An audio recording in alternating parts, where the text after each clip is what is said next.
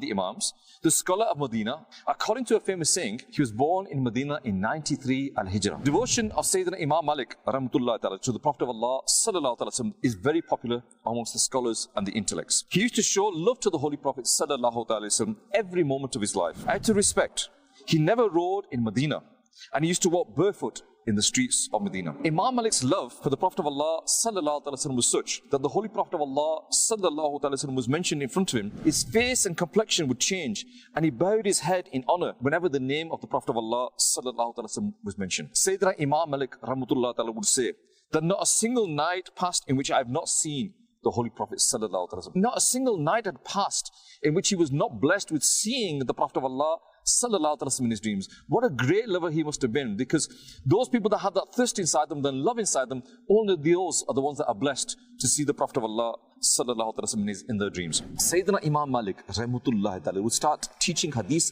at the age of 17. He was only 17 and he started teaching hadith.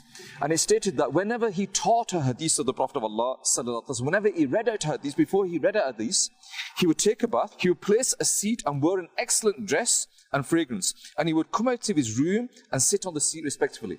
So when people used to come to his house and they would ask to see Imam Malik rahmatullah, then what he would do is he would send the servant out, and the servant would first ask, are you asking a fiqh question, or are you asking a question about a hadith of the Prophet of Allah sallallahu alaihi wasallam? And if they were asking other questions, he would come out straight away. If they were going to ask about a hadith of the Prophet of Allah sallallahu alaihi wasallam, then he would get ready first. He would take a bath, he would put on clean clothes, and a special chair was placed outside. He would put fragrance on, and then when he would come outside, he would sit down and say, right, now what do you want to hear from me?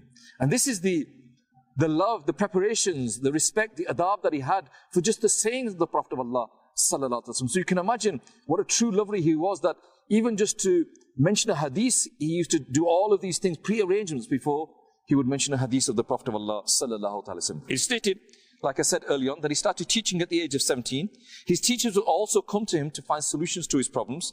And he wrote fatwa for about 70 years, and he taught people the knowledge of religion. The collection Muwatta Imam Malik is well-known book of Imam Malik rahmatullah ta'ala.